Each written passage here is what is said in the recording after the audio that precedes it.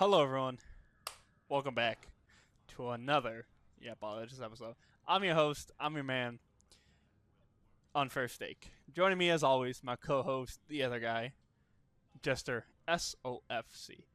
And today, on episode 11, Double Ones, we have a pretty interesting one. So, as I was thinking, okay, let me just cut to the chase. We're doing an episode where we choose three representations of two characters to represent. Fuck. Let me start over. We're choosing characters that we feel represent the best male protagonist, female protagonist, and alien protagonist. Now, when it comes to alien, obviously we mean someone not of earthly. Um, and then, That is the definition. yes. And then, if you're having questions about, what about any transgender people or, maybe specific ethnicities, we're not going that deep.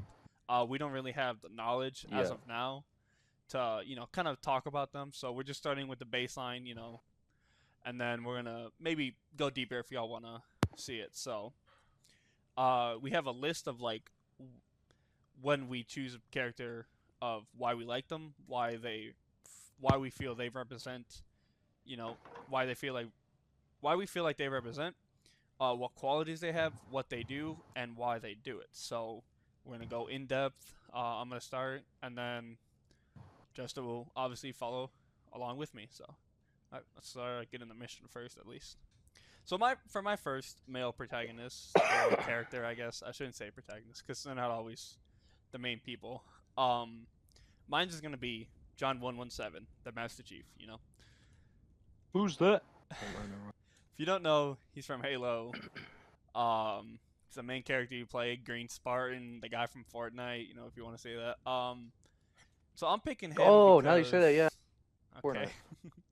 I'm picking him because I've always liked him. I grew up on Halo. I grew up playing Halo 2 especially a lot, and so always getting to play Master Chief was so cool, and all of the big, strong, heroic man, I guess he is in quotes. So in terms of why I feel like he represents, I guess, a lot of males and men, he kind of goes back into the kind of quality of character that is just a stoic man, right? Someone who fights, someone who's everything he does is kind of like in a war setting, and he always completes the mission. It's like if he starts something, he finishes it. He always makes sure to like do that. He always makes sure to like protect the weak. He's like a knight in shining armor in a sense of futuristic times. And I feel like a lot of males, right, myself included, Jester probably included, we feel not everyone, but we kind of feel as if we want to represent that role too, because it's like we want to be the knight in shining armor. We want to defend the weak, defend everybody, and one day take that mantle that our father maybe taught us or not, or the title that we see that he, at least Master Chief Spartan 117, he does because he's always like, no matter what the mission is, no matter what he's doing, he's always making sure to like defend Earth and all of our colonies. So it's just kind of like going back to that medieval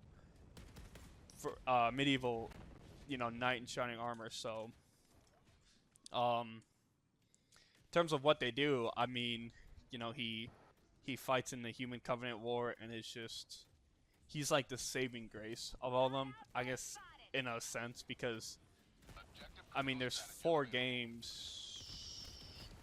games. I mean, 6 games about him where you play as him and you see kind of like what he does, everything he does, you do in a quote. So it's kind of like one of those things where he's all he like he pretty much just defended Earth from a huge war that would have caused their annihilation. So, and then obviously why they do it, you kind of just get in a sense that like Oh bro my god. has to in a sense. So he was kind of born and created to defend Earth. I mean, taken away from his family as a young child because he was selected and you know born, bred, and built to be a human super soldier to like kill shit. Like it's kind of one of those things where we all want to take that mantle. We all want to be that badass who's going through and doing all the being a badass, I guess, in a sense. I kind of feel like I'm talking a little bit of loop, so, but it's just cool. It's one of those things where it's like every guy, not every guy, but people, mainly guys, it can be whoever, can kind of look at him and just go like, hell yeah. So that's kind of like one of the guys I feel like, you know, for a while and even now kind of represents the males the best because bro's just bro's him in a sense. So what are your thoughts? Bro's him. If you have any, Jester. Master Chief is a badass. I think it is okay to see him that way, to think he's cool. But I think it gets to a point where you don't really want to truly be him because, his whole arc in Halo 5 and Infinite about, like, being And more 4. than just a soldier exist. Yeah. And it's a good arc to have, It's entertaining. It's also a good lesson to be learned. But, I think for the most part, obviously he's a badass. Fucking never forget the Halo 2 cutscene on what do they call it? Cairo Station. No. The Are you talking- MCC, Master Chief Collection. Oh yeah. Like watching that in the new graphics, where, what are you doing? I'm giving the Covenant back their Oh bomb. yeah, you're Like, no, talking that shit's peak. permission to leave the And I station, fucking died. sir? Damn. Yeah. So Yeah. that was a very badass scene. So But yeah, Master Chief is a goat. that was fair. That's good. So for my second character, it would have to be the GOAT. I kind of there's maybe a little bit of a trend if people are watching me. It would have to be Alex Mason from Call of Duty Black Ops, and when thinking about all these different male characters and male protagonists or antagonists or whatever, I kind of there's a lot I feel like of the fictional people like space, like Luke Skywalker, Darth Vader, that people always want to be these people that are strong, right, and have these all abilities and whatnot. And I kind of feel like Alex Mason is a representation of an actual guy. I mean, he's human just like us. He was born in the 40s, was it, or 50s? I forget the exact. I want to say like right after World War II, maybe. Yeah, so he Yeah, obviously, or like early 50s. he obviously grew up and he became a CIA agent to fight in, I guess, the Cold War and eventually the Vietnam War. And I mean, what do they represent? I feel like they kind of represent the more human side of humanity, right? He goes through a lot of shit. I mean, he sacrificed himself to let his comrades escape Cuba after they tried to kill Fidel Castro, only to be caught by Fidel Castro and the Russians, and just like mind tortured, which I have no doubt. I have no experience, but I probably have no doubt there are plenty of people who have been tortured like that, who have experienced shit like that, which, but through it all, he still persevered, and I mean, he escapes for Vakuda, freaking goes back to America, and then literally just like, he could have retired at that time, been like, okay, I'm done with my service, I'm out, right? But he said, no, give me the fuck back out there, and bro did, and you see him in continue to fight and find out what the fuck happened with everything. And so it was sorry, I apologize. He just kind of he didn't want to stop because he knew he had a mission to do. And kind of going back to Master Chief a little bit, where he had to complete his mission, he wasn't gonna let anybody break him down. And I feel like that's a lot of guys probably relate to that, where it's like they can take all this beating, take all the mind torture, and they'll continue going to complete the mission. But I mean, it's still a symbol of like that knight in shining armor, but more on the human side of everything. So I just like it because it's it feels more feasible for a human to like do that, you know, and Yeah. become Alex Mason because you know you can't be a 7 foot guy who's lifting like a ton of freaking armor, titanium armor, and going around perceiving things in slow motion and just killing everything. You know, not everyone can be like that. We don't have the technology for that either, but you know, you could be like Alex Mason and just fuck shit up. So, Jester, any Type shit. thoughts? I fucking love Alex, dude. Or Mason, as I know him. It goes back to the thing of like, men are Fighters, soldiers, I guess. no more that they're human. You know, it's kind of like how you touched on the human aspect. Yeah, Because Mason, as we know, been through hell and back, and at the end of the day, he's still loyal. Um, Still up in the air whether or not he killed JFK in the first game, but in the game, in the game. it's a good debate, good discussion to have. But no, I definitely love the character of Mason. I think he's a great pick. Yeah, I was actually really surprised you didn't pick him because I know you adore the freaking. Well, I actually changed one of my answers, so That's fair.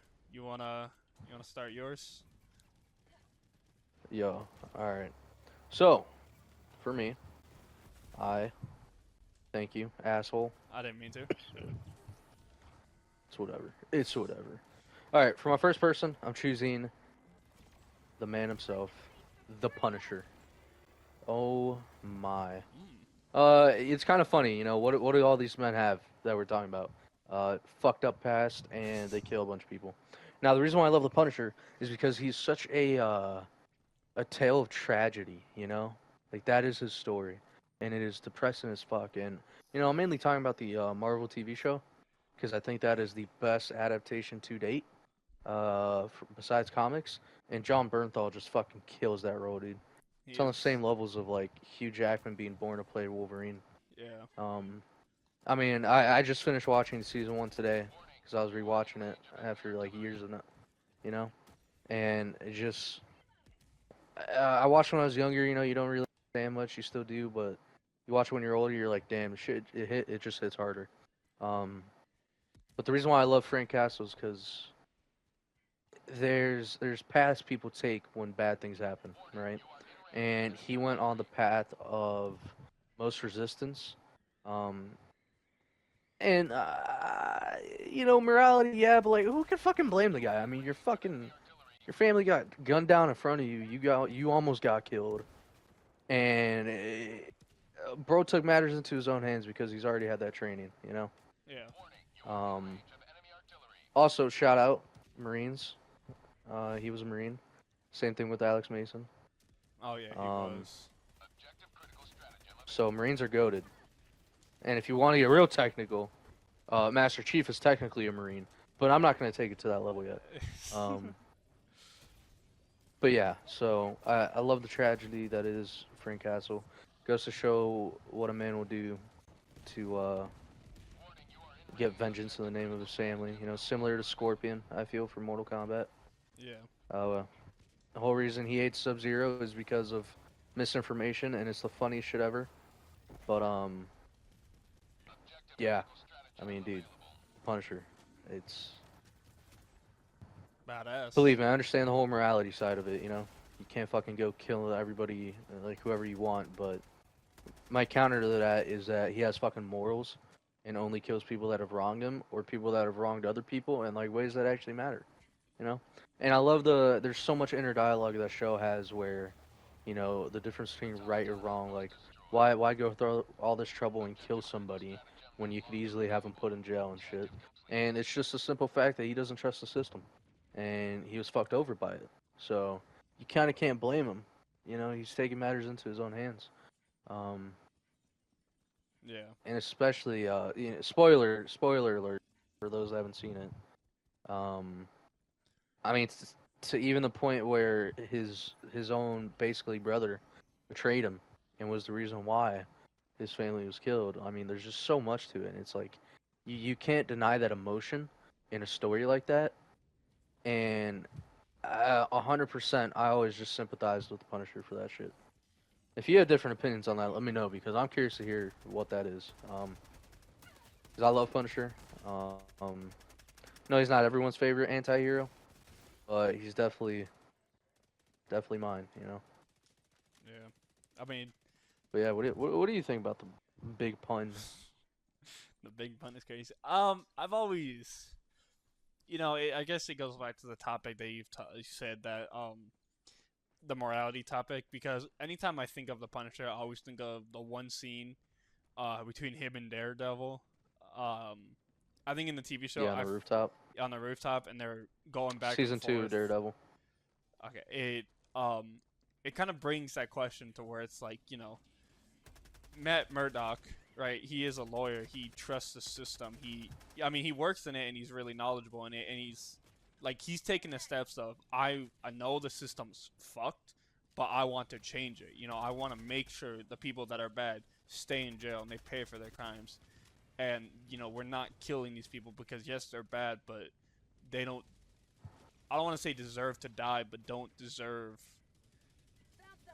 They A deserve. human life is a human life. Yeah, they deserve the punishment of time rather than death because I mean you can make an argument to say that like death is too good for them because it ends their pain quickly, but then so it's just like, oh, that's why put them in jail, do all these things, and it's still a valid argument of like, but there are really really really messed up people in the world and that are just free to do whatever almost, no punishment, no one's ever doing anything about it, and they get locked up in jail, they get bailed, they're out just like that.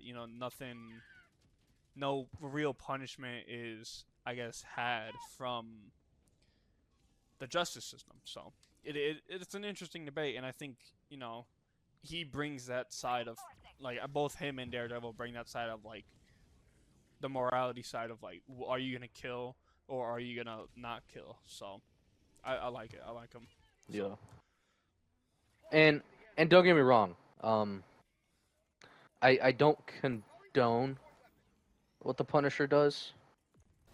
But yeah, so Punisher's badass. Very. Definitely a huge reminder that it's still a tragedy what happened to bro. And he is at the end of the day a very flawed man. But that's why I fucking love him for it.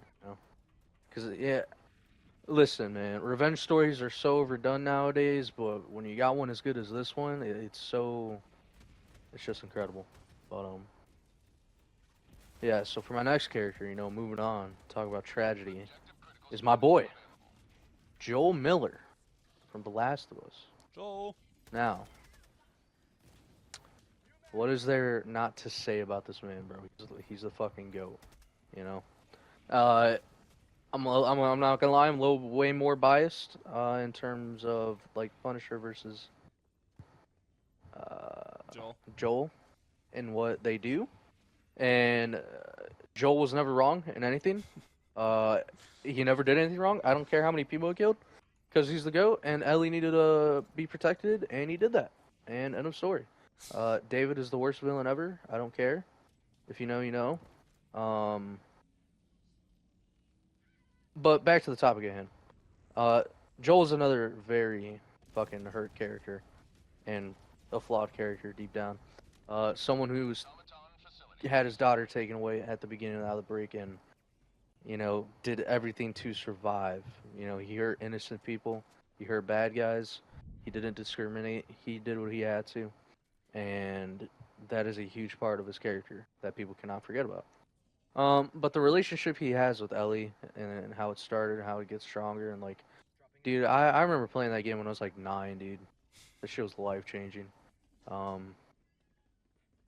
But in terms of Joel as a character, he's kind of known for being this rugged, depressed, closed off individual, right?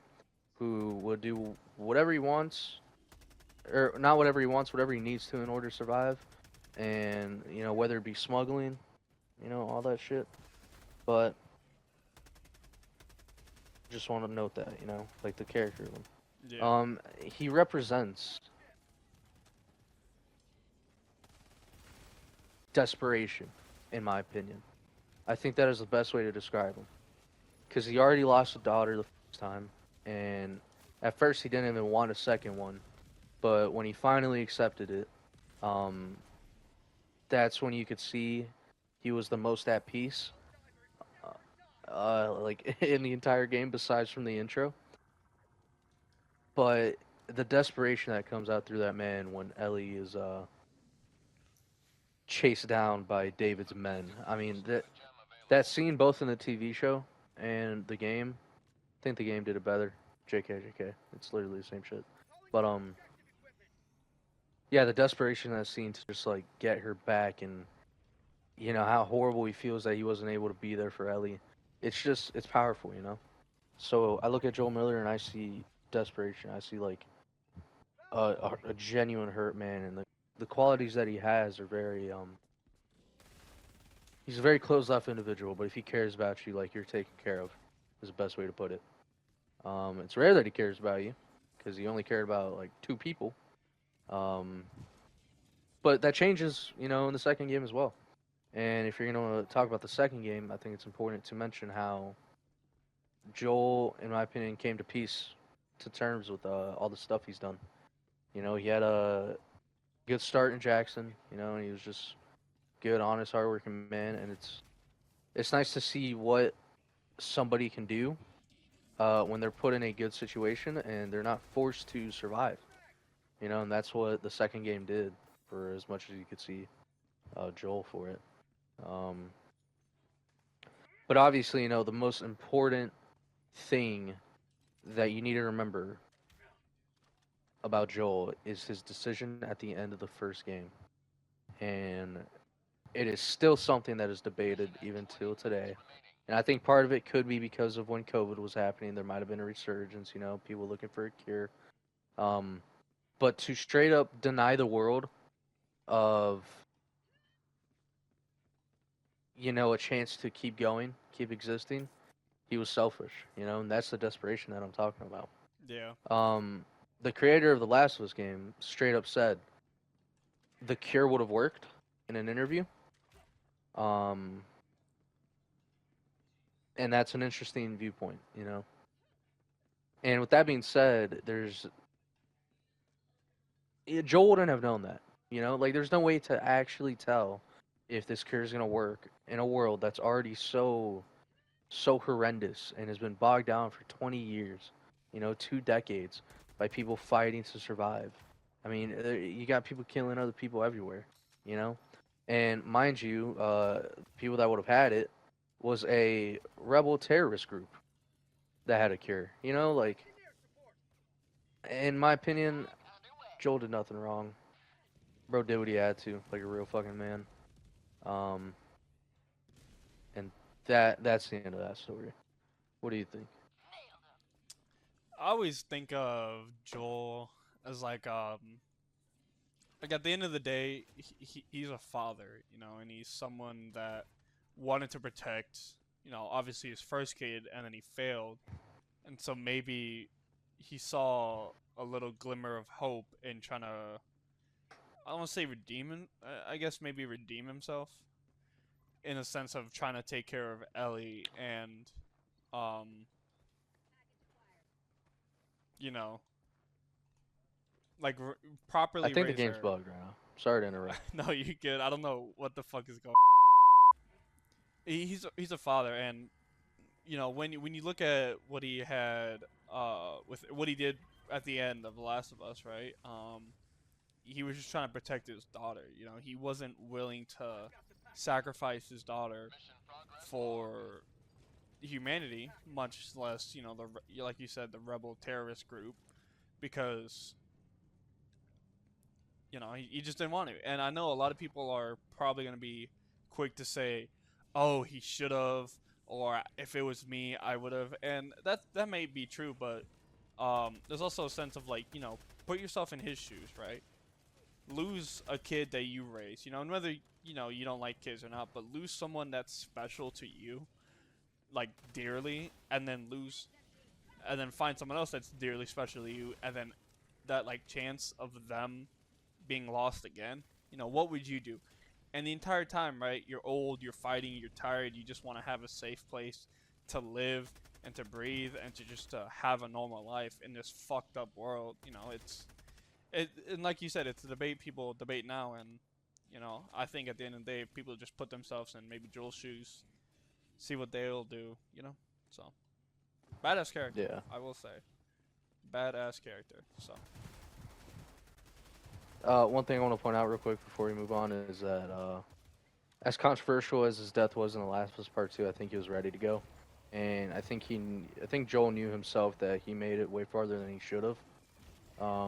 And I genuinely think he was at peace when he died. Now, I'm not saying that he wasn't worried about if Ellie was going to be fine, but the look that he gives Ellie, it wasn't one of like, oh my god, we're so fucked. It was like, you could tell that look felt way more of like everything's going to be okay, you know? If you know, you know. But moving on. Unfair. You're up. Moving on. Now we're going to the female side of things, women. So, my first character, I quick little thing. As a guy, you know, myself, it was a little bit hard to find, I guess, you know, someone I feel like represents the female gender and all that. And the one thing that always came to mind, though, for me, or at least character, was Cat from Halo Reach. You know, Noble 2. So, and you know, I know you're probably thinking, oh, you know, you didn't choose someone girly girl, or you didn't choose, you know, some women to that men love because you know they're over-sexualized. And you know, as messed up as it is, you know, all the games that or TV shows or anime or whatever that did, you know, there's still some of the women that really stood out to me.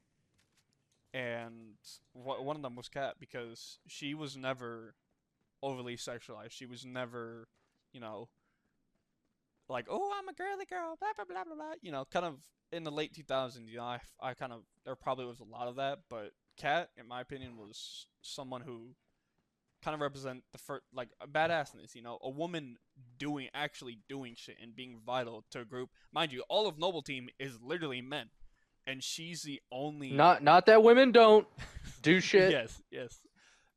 Thank you.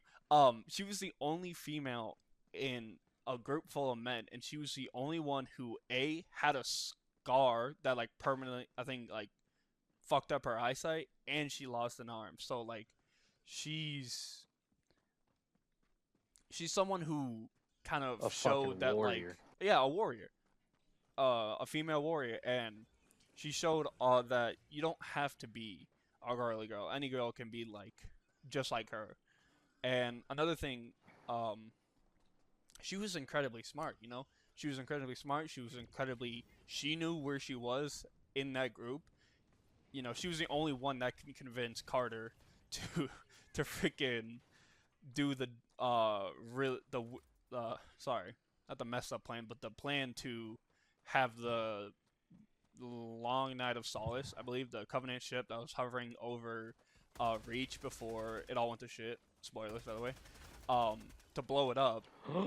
You know, she came up with that genius idea. You know, she was obviously knowledgeable in the sense of computers and technology. She was always working to help Carter get in contact with whatever. You know, she was almost like the first female nerd in my opinion, because but she knew what the fuck she was doing, and she made sure everybody knew that. You know, like one of my favorite interactions. She was the brains. She was the brains. One of my favorite interactions of her was between her and Noble 6, where you find something, and you're like, oh hey, you know, Noble 6, like I found something, and she looks at it, instantly knows what the fuck it is, and just snatches it out of your hand, like that's mine. You don't know what the fuck you're doing, but I do. So give me that shit. You know, she just was a badass overall, and I mean, being the only female to lose a limb and still operate. You know, obviously she had a robot arm, but just a badass overall. And you know, I have no doubt there was probably any girl who did play Halo Reach now or back in the day kind of felt, I wouldn't know, but maybe felt some like, oh hey, I can be just like her too. You know. I can be a badass. I can be someone who, like, I'm going to put myself in high positions and do all this good shit because I know what the fuck I'm capable of, and even worked for it. You know, I just I have no doubt there's a lot of females that kind of felt like they were Cat in the sense of a lot of dudes feel like they're Master Chief. You know, so Yeah, it's definitely a good source of representation, in my opinion. Because to have a female doing what the Spartans do, or not Spartans, I know she wasn't a Spartan, but she same Spartan shit. 3. I mean, She was a Spartan 3. not the kind of Spartan that Chief was, but It's a Spartan still, being 2. a Spartan is fucking ridiculous in its own right. And the fact that she was able to do what a lot of men couldn't, it's just wild, you know, think about. Yeah. But yeah, Cat is a badass. And yes, audience, there was Spartan 2 females. Kelly. There's another one on blue team. I'm forgetting her name. I chose Kat because she was the first Spartan 3 we saw as a female, so that's why I chose her. Kelly, another badass sniper, but I think Kat was the first to really start to integrate that, like, you know, women can be badass too. So Yeah. So for my second character, and this is gonna be a little bit of a weird one. I not weird, but different. So the second character, Unexpected. yeah, the second character is the princess from Slay the Princess. You know, and if you have played that game, you kind of know what I'm gonna start talking about. But if you don't, essentially, excuse me, Slay the Princess, all it is you're given a mission to slay this princess in a cabin, right? That's all you're told. There's a narrator in your head. There's a bunch of other voices in your head. And so the only thing you're told is just, hey, you're going to go into this cabin and you're going to slay the princess. And so everything that you do has a cause and effect to how she is. And in my opinion, the way I thought of it was she kind of represents in my eyes, she represents every female, right? So she starts out, you know, all sweet, like, oh, hi, can you help me? Are you to help me? You know, all these things, and as you talk or whatever decision you decide to do, she changes, and I feel, in my opinion, I mean, it also represents like something else, but what I think that represents in a sense is females as a whole, the way they're, I guess, brought up, you know, like every kind of female starts when they're young as this, oh, pretty princess, but then as they grow old and as they have different interactions with the world, you know, they change, right? You know, if the world is hostile towards them, they grow hostile, they grow, you know, resentful, they kind of change and mold the way the world shapes them. And I guess you can say that for guys, but I guess in a video game sense, that is what you see, because every decision you make has a consequence to what, how she kind of forms. Because my favorite, I guess little scene or interaction is if you go down. So a little bit spoilers too, by the way. But if you go down with the knife, and then you act like you're gonna free her, but then you backstab her, the next iteration of the princess is called the witch, right? She becomes this like little witch, like a witch mixed with like a I'm trying to think of the animal, not a lizard, but like a cat, untrustworthy, not trusting anything you say, lying and saying all these things. But then if you allow her to get revenge upon you, aka like you take the knife and then you drop it, and she picks it up and then she backstabs you, and she's like, yes, I got my revenge. She looks down at you and she's like, but is that really what I wanted? And the next iteration is called the Thorns. And so it is, she, like, you go down, you see all these rose thorns with prickly, like, with all the prickly thorns, and you kind of see, like, how, what the fuck? Misinput. It was a misinput. What the fuck, dude? I'm sorry. I just looked down. I'm like, is he trying to kill himself? And then you did. Sorry, Jester was me down. But, you know, she kind of... she saw that her revenge didn't satisfy her in any way. And her revenge didn't satisfy her in any way, and so, you know, she kind of is someone hurt by revenge, and you see that in the representation of, all the thorns are around her, and you come up and she's very untrustworthy of you. She's like, I don't know what the fuck you're gonna do, like, step away, just leave me. But then if you like cut her thorns off of her and like kind of free her, she has all these scars, all these open wounds, but she comes out of it in the sense of, it's kind of like a metaphor for like someone who was backstabbed, mistreated, you know, treated like shit in a sense, finally figured out how to trust again, and all of like she was free.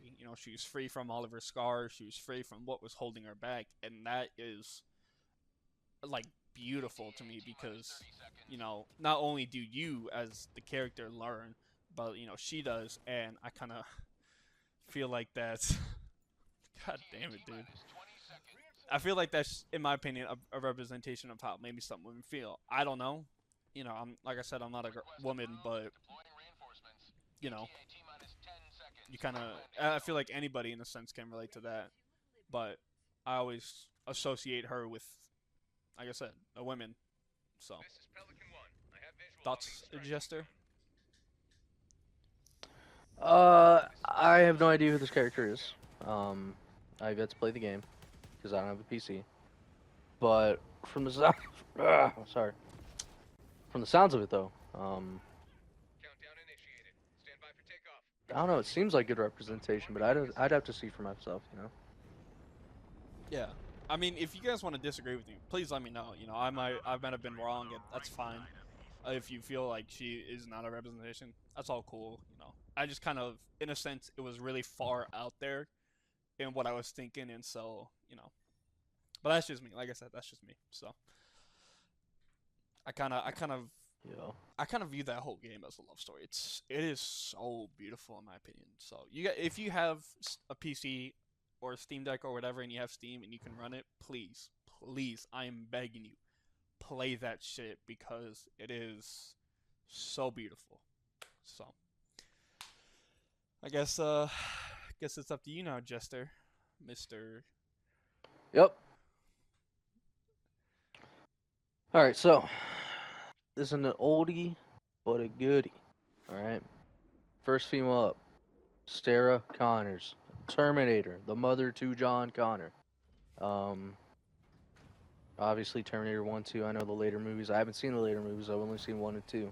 But from those movies, I can tell you that 1, she's a badass, and I love her character arc of trying to be a good mother because she went through very traumatic things in the first movie, and she was cursed with knowledge about how the world was going to turn out, and as the due date came to that event happening, she became more and more um, unhinged, and she was pushing herself away from her son. She got admitted into a psych ward, and it is a very awesome story about not that you can't control everything, but you can only do so much, right, to prevent something. And she's doing her best to her ability. Um, I love the second movie more. I think it is my favorite, but the first one tells a really good story between Sarah and her husband.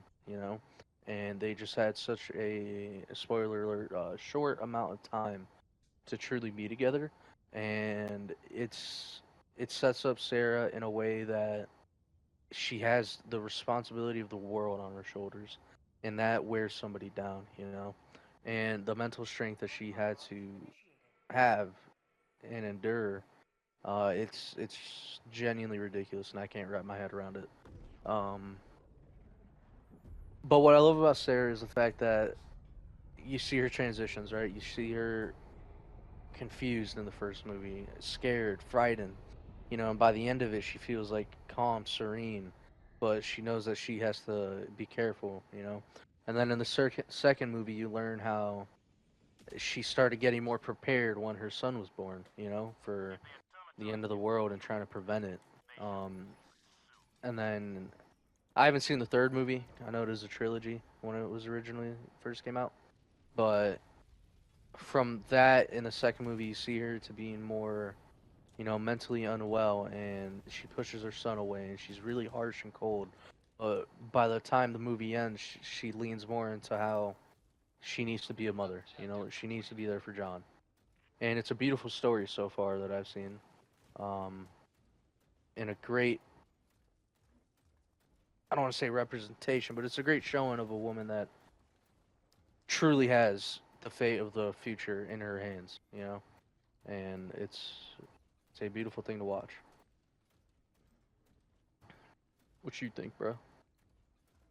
I mean, she reminds me a lot of Joel in the sense that, she's a mother, and same with Joel as being a father. She'll do anything in her power to, I don't want to say prevent her child from, like, dying, but, like, because me personally, I haven't seen any of the Terminator movies. I know I probably should, but, Change that. I've, there's a long list of stuff I need to see played. But Yeah, she that's kind of up there though. Takes priority she's now. kind of just like someone a parent, who wants to protect her kid. And, she goes through her own hardships, same with, I guess, Joel. And she goes through her own change in the sense that, like, like you said, she was not well, but then she went back to realizing she needs to be a mother. And, it just kind of represents that anyone can be like her, too, because, same with Joel. They're both human. They're not, not no badass Spartan or someone who has all this power already. It's the mental strength of a person. Yeah, they're just regular people. Yeah, and that speaks in volume when, you know, especially in the time of like maybe the '80s where, even more so than the 2010s where you didn't really have a lot of strong female characters because they were just they were represented as dumb bimbos who didn't know what the fuck they were doing, and all the men had to save them. So I feel like kind of represented that, like, hey, women can be, or mothers more or less, are really badass. So that's kind of what I think of it and Yeah. see it as. I definitely think you should watch those movies whenever you can. Beautiful story, and it's interesting. Kept me enveloped with it. Um, but yeah, there's not much more I can say. You kind of gotta watch it to know, you know. I feel you. But so that was Sarah Connors, the goat. Moving on, the other goat, the best goat, the only goat, is fucking Kitana from Mortal Kombat. And before you say anything, I understand the history of how she was dressed. That's changed now, one. And two, it's her character that I love. Not specifically how she looks, but her actual. What makes her her, if that makes sense. Yeah. And when I see Katana, I don't see some fucking, hot woman that just, is a lethal assassin. No, I see a girl that, or not a girl, I see a woman that is very conflicted internally because she was raised, in the start. We're going to say MK9. MK9 is the start, with the reboot. That's what I grew up playing. We're going to go with that, how she was born into a very royal family that has enemies, and she was raised a certain way, and she was raised to be an assassin, Um, her real father got assassinated. What the fuck? That scared the shit out of me. I'm sorry. She was raised to be an assassin, right? She was raised to be this certain character. And her sister, Melina, was not raised at all. She was actually made in a lab from Katana's DNA by evil people. And the whole thing about Katana is that, dude, she's a good person deep down. Like, she actually cares. And you see this the first time she interacts with Liu Kang. It's the first time they meet. And it's a thing of, like, she tries to kill him, but she couldn't. And Liu Kang, being the go he was, showed restraint and didn't kill her. And that's the start of a beautiful love story that was handled like shit because NetherRealm can't do anything. Um, but she has this conflict, you know. She deep down she's a good person, and she wants to do the right thing, and it takes a lot of inner strength, you know, and true moral like compass integrity to be able to go against everything you know. And that is, I'm sure, one of the hardest things that one person can go through. And Katana just like perfectly encapsulates that kind of character. You know, she's all about honor, loyalty, trust, you know, doing the right thing. And she looks like a badass while doing it. Fucking bladed fans, like, hello? It's fucking awesome, you know? That is, Um, yeah. and her fighting style is awesome. It's uh, indicative of who she is as a person. It's elegant, you know. It's not fucking just batshit crazy going on. Like she's calculated, you know. And she's fucking so cool, dude. I love it. I love all of her designs from every game, even MK9. Um, it's just one of those things though, where her as a character is an incredible show of character, you know. And of course, the whole storyline with her in love with Liu Kang and it's depressing shit. I'm not gonna lie, but it's so good, dude. Um, but yeah, that's Katana, dude. I feel like everybody hears me say like MK character and they just think like, oh, cause she's hot or oh this and that. Like no, motherfucker. Like there's a story behind the character, you know, and pay attention. You know, don't just assume shit. Because Katana is one of the best uh, females to be in MK for what she represents and stand for. So yeah, that's my take on it. What do you think? I know you haven't really ever played maybe MK, but I'm sure you know a little bit. I mean, I know, uh, I guess like you said, the whole MK9 thing. I mean, we've kind of talked about it, and in good terms. But in the sense, like I never kind of knew her as a character, so I don't really know. I mean, I know there was the one interaction between her and who was it, Johnny? In MK1, where he's all like flirting with her, and she's just kind of like, Oh yeah, yeah, okay, buddy, you yeah. We know, don't talk about MK1. like she kind of, I guess from that interaction I've seen, she kind of seems like you said, she was raised royalty, so she's really elegant in that, and so, you know, it just kind of, to me, she kind of seems like, you know, that whole princess role that like, um, where they're not just the damsel in distress, you know, they're the women who do shit, you know, who, like you said, she's an assassin. Yeah. She knows what she's doing. She is raised to be a warrior and a fighter. And, you know, anybody can be raised like that. So it was always cool seeing the women who did do that, you know, who were like badasses, and not just because they were overly sexualized, but because they were, you know, fighters. Just like, Yeah. I sorry to cut you off. I just want to say real quick, like, if you want to know what I'm talking about in terms of her character, I would say watch like an MK9 playthrough or play MK9 yourself. Because that's where all of that really happens, and you know after that, like I said, NetherRealm doesn't know what to fucking do, so they didn't really handle her story too well. And MK1, with it being a reboot, I just don't think she was given enough screen time to be really fleshed out. So, but yeah, I'm sorry to cut you off. Just had to say that real quick. no, you good. I get it. I mean, you know more, so you kind of, what I say is just based off of what you say, you know. My knowledge is what you tell me. Yeah. So, but yeah, no, badass female characters. Let us know in the comments. You know, your guys, what you guys think. You know, if you agree, you disagree, if you kind of feel like someone else represents them better. Um, so moving on to the last subject, or I guess people, or I don't really know the last If that's group. what you could even call them. Okay, the last group is obviously aliens, and so that's a whole kind of broad idea term, but we kind of narrowed it down to the sense of someone who's not from Earth. You know, someone, it could be anyone, but someone who's not a human. So My first one, um, I kind of knew I had to pick him. He's obviously the GOAT. Sorry, I had a cough. Someone who kind of represents a lot, and that's in Thel Vadam, aka the Arbiter in Halo 2. So I'm just gonna Oh go yeah.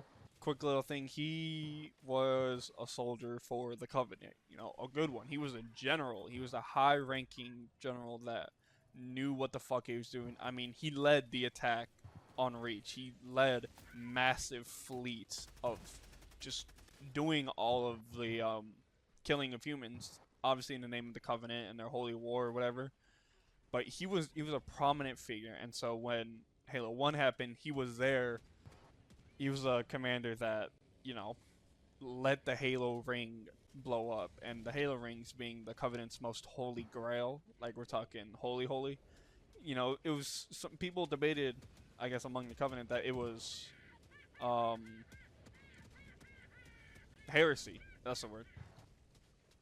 No, excuse me, that he let it happen, and so obviously, it wasn't, and it just kind of was a circumstance thing. But he goes on this path of self-reflection as he becomes the arbiter, and because he wants to fight. He's a fighter, and first and foremost, sorry, let my lisp split. But he goes on this self-reflection journey as Halo 2 progresses into, you know, was full faith. He was like almost someone who was all about the Covenant, all about what they were talking about and whatever. And then he sees everything that's happened, and his eyes almost open up to the truth about the Holy Covenant. And he goes on this self journey of, I guess, redemption and kind of just like, hey, I need to reform myself and change because what the fuck I was always told and grew up my entire life is wrong. And that to anybody can be devastating, especially people who are heavily into religion, right? Your entire life kind of revolves around it, and then when you're told, hey, it's all a lie, that is just devastating. And so, but he kind of took it like a champ, and he continued on. He pressed forward. He wasn't gonna sit there and dwell on it for too long. Yeah, I mean, i.e., he was fighting in a war, but he changed himself and he knew he had to, so he did, and he led obviously the whole Covenant thing, and then in Halo 3 helped the humans, and then after the events of Halo 3, he went back to St. Helios to help his people be freed.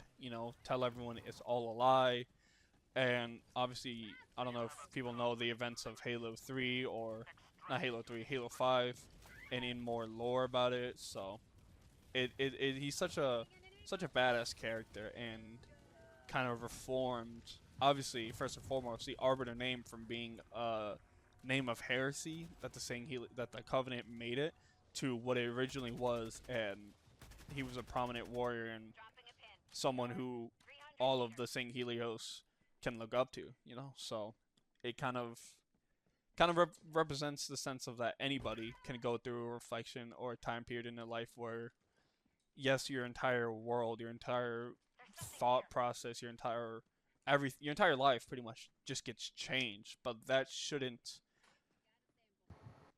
restrict you, and that shouldn't hold you back. That should tell you to move forward. He moved through it all. He got through it. He freaking reformed himself as a character and pressed forward and tried to help others. I just I always love him because I mean he's badass, and he just you know it's just a badass dude. So I feel, I feel like it's a good redemption story, you know? I mean, he literally was part of an ordeal that wiped planets, and killed so many. And to be able to come back from that is a wild thing, you know? yeah, Almost unheard of. I mean he wiped out billions of people. But the one thing I will say he always had in this is a reflection on the Saint Helios, and in general is that they have honor. And there was the Covenant was really well at cloaking and jumping the humans by surprise. I mean, you see that in Halo Reach. They didn't know, and then um, it's crazy. But he jumped onto a unsuspecting group of humans, and like they were all unprepared. And so what he did it was, instead of just killing them when they were unarmed, he waited for them to get ready because he wasn't gonna fight his enemies at their lowest. You know, he wanted them to be ready to meet in battle and fight. So I know a lot of the St. Helios are based off of That's like so badass. I didn't know that. yeah, I think if there was Bro had honor. that's the thing, they have honor. The St. Helios is all about honor, and I guess that kind of really correlates in with the older Japanese way. If you guys have never seen Halo Legends, I recommend it because the first story is badass about the not the very first Arbiter, but the Arbiter that pretty much made the term of Arbiter kind of a badge of dishonor or heresy because, you know, short story goes, it's just as the Covenant was kind of forming, the Shan Shayum, which are the prophets. Holy shit! You motherfucker.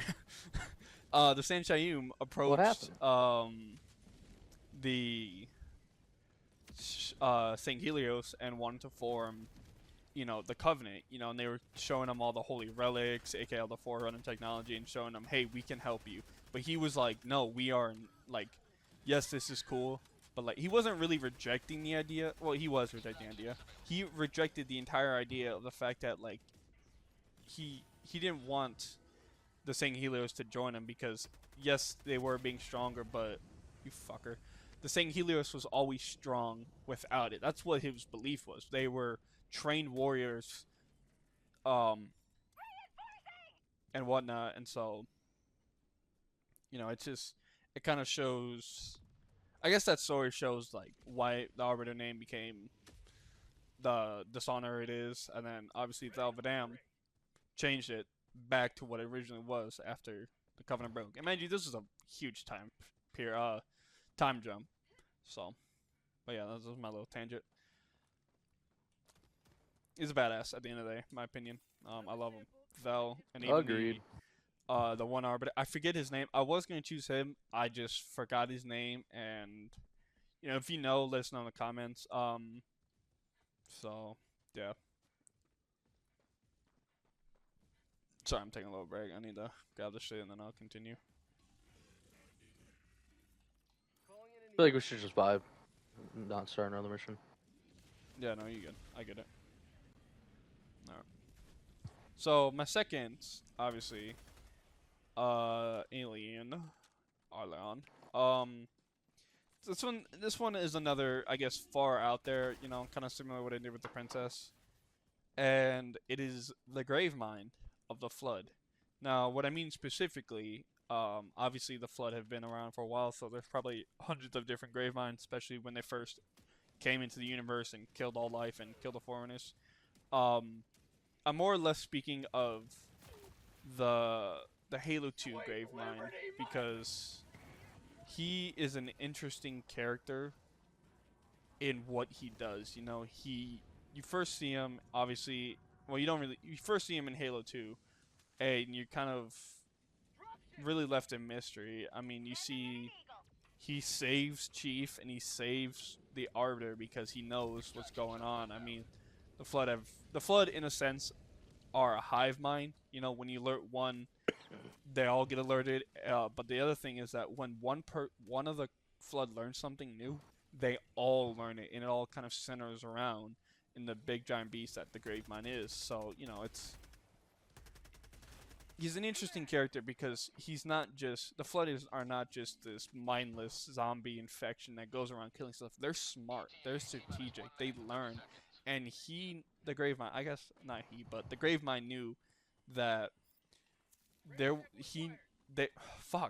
Gravemind needed to stop the Prophet from starting the Halo ring because it would not only exterminate I guess, all human life, you know, and that he viewed both in the sense of why the humans wanted to stop um the Covenant, because he knew, yes, it would take away his it would kill every living being, and so then the flood doesn't have anything to eat, and then they eventually die. That's what they're built for. But you know, he kind of appealed to the side of the humans that they need to stop the rings. Like, this gonna kill you guys, and I'll help you. You know, like it kind of was a game of like he played both sides. Yes, he was gonna backstab him, and he did. But that was always what the Gravemind was doing, and so it was kind of like there was a point where it's like, hey, you know, let me help you guys. You can trust me. You know, like a sly fox almost, I guess. You know, in the Gingerbread Man, the fox that helped the gingerbread across the river. That's what he kind of did, because at the end of the day, he always wanted to fight for the survival of himself. But the entire time, you know, he was always trying to like tell the humans that it's fine. What I'm doing is good. You know, I think the best part was in the Mission Cortana in Halo 3. You see him and Cortana kind of go back and forth. And as you're progressing as Chief, you know, he's telling you all these things like, hey, why are you fighting? Like, you don't need to fight. I am an ancient being. I know a lot. This is good. Nothing, like, what comes from this is gonna be good, you know? You're gonna have peace. No one's ever gonna die. There's gonna be no famine, no more wars. Everything will be okay. Just join me, you know? And I guess there's probably some truth to that, but not every. I mean, when you get taken over the flood, you're not conscious. It's another being taking your entire body and morphing it to its will. So that's not a good fucking thing for anybody, in my opinion. But you know, that's kind of what he was playing at. He was always smart and strategic. Something that was not gonna go down easily, and it did not. So it just I view that in the sense of as something as small as a flood spore is can grow into something like that and have the intellect to know that what the Gravemind did, it kind of baffles me, because you don't really see it a lot. I mean, you see a lot of, you know, aliens that are mind-numbing zombies just fighting to kill. They're just like war, blah, blah. You know, you don't see as something as in depth as the Gravemind.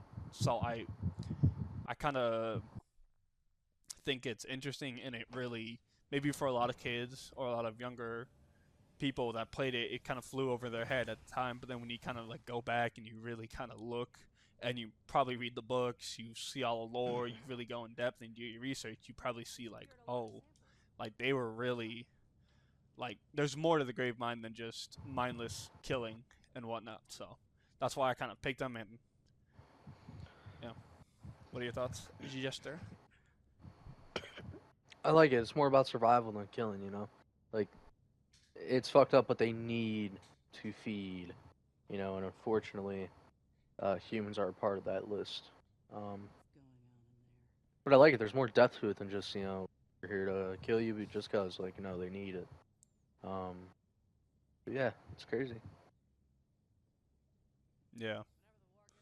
So, I mean, it just kind of, I don't know. I appreciated it because, you know, you go back and you really look at it, there's a lot more. So, but that is it's the end of my yap session, Jester. You're up. Yeah. So, unfortunately, I struggled with it, and I only have one option. However, it's a good one, Oh, it's and better than that good. is Predator. All right, the Predator. You know, like Aliens vs Predator. Like, yeah, the Predator. And the reason why I fucking love Predators is that, to my knowledge, if there is an instance where where I'm wrong, I apologize. But from the movies I saw, Predators only choose threats. You know, and they go after people that are threats. And the biggest reason why that's crazy is like they're not gonna just decimate a fucking human village, right? Or at least not all of them. Because I know there are different like factions within predators and all that stuff, but for the most part, they're somewhat honorable, and it's very interesting to see. I mean, you saw it in the first movie with Arnold. Towards the end of it, like they both had this understanding of like, all right, you know, this is it. Like it's just us, no one else. Um, and you see it in Predator 2. You know, like the Predator 2, to my knowledge, uh, I don't think he kills an innocent person. I think. Hold on, I really need to look this up real quick. You good? We'll cut it. Sorry, you good?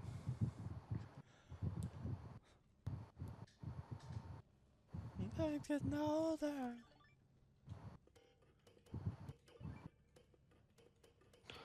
Okay, back to what I was saying. I'm a dumbass, you know. But like I said, it's not every Predator that does this. It's a good amount that are honorable. You know, the Predator in Predator 2 did kill a lot of civilians. However, there's a moment where he showed mercy to a pregnant woman. You know, like that. That is worth something. You know, there's not. There's emotion behind that. You know, this isn't just something that it kills because it needs to. It wants to, right? But it has this distinction between like it values life, you know, and there's no way it wouldn't because they wouldn't have let that pregnant woman go. And it's something that's like it's fascinating to me. You have this species of aliens that are, you know, they're so primitive yet advanced. It's astonishing. It's crazy, and I just love that relationship that they have, where you know, like you're in my way, get out of my way, I'll kill you. But in some instances, I will spare you. And the emotion behind that, it's almost you almost can't understand it for one because we don't know what aliens are or what they look like if there even are any, you know. And in general, you can't comprehend what an alien even is. So in fiction, when you see this happening, it's even more mind baffling because you just don't know, you know. And I find it fascinating. It's interesting. Um, Also, predators are so much cooler than aliens in that universe, and You don't like the you xenomorph? know they just. No, I love the xenomorph, but the predator is just him, bro. Like Yeah. that's a story for another time. But yeah, that's what I got. What do you think? I mean, from what I've seen in, I guess the Predator and Alien, like again, that's another older series movies I haven't seen. I think I maybe seen a little bit of the first one, but it kind of goes back in a little bit of what the Saint Helios kind of do. You know, they're honorable, and yes, there probably are some instances, like, you know, this is all fiction, so we don't really know, where they are dishonorable or they don't give a shit. I mean, a lot of what the Covenant did, I don't mean to go back a little bit, but a lot of what the Covenant did was just like fuck shit up. I mean, they, a little bit in the sense of what they did was glassing, and that's, I guess, the most inhumane to kill someone or just decimate a planet. But to the Predators' credit, I mean, there was only one. You know, they would go around fighting all of these honorable or I guess strong creatures. You know, I mean, I saw a little bit of a clip in Prey, the like most newest one of Predator, where I think he was like fighting a wolf, and like, I don't know, you know, I really don't know what I got. Ignore that, but I mean, like you said, Ignored. they kind of, they're really honorable, and even in the sense of like one individual freaking predator going to each planet and fighting. You know, I mean, there was a one scene in Alien versus Predator where, you know, I know if they know they're gonna be overwhelmed and die, it is more honorable to like blow themselves up, and that's what the one predator did. Where all the xenomorphs was like jumping him, he just was like, you know, if I'm dying, I'm taking you with me, and this is the most honorable way I know to die in their culture.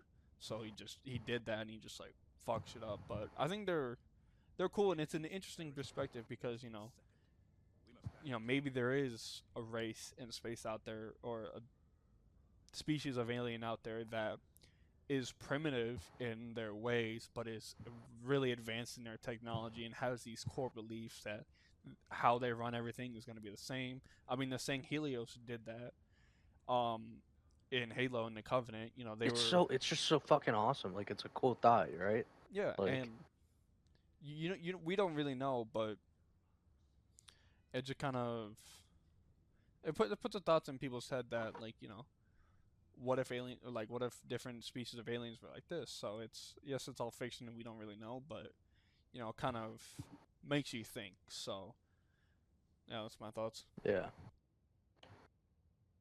And I do want to say before we close this out that yeah, in the first Predator movie, that's where it was that Predator was very honorable. You know, he didn't kill anybody that was unarmed, and he only killed people that were hurting others.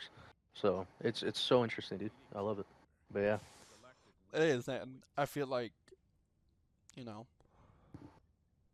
who knows what that's how who knows what's out there in space, Only time will tell.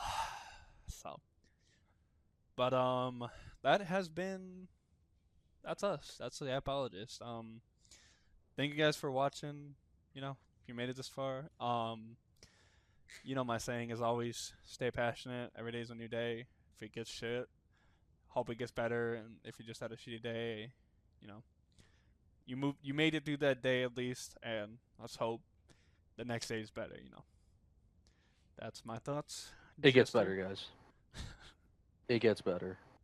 And if you truly don't believe that, you're not lost, cause you're a human. You go through things. Life is hard.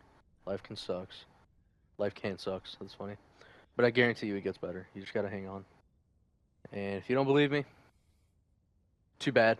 It's the truth. Yeah. Y'all stay safe. Enjoy your time. And if you made it this far, thank you. It means the world to us. You're the reason why we keep doing this. So, with that being said, Yeah, apologist. all right, bro, I'm about to head out. I like how we say out, but it's literally just a fadeaway every time. Why is my dude? Yeah, it's fucking awesome. To all the critics that are probably mumbling to themselves about this fadeaway, I got one thing to say.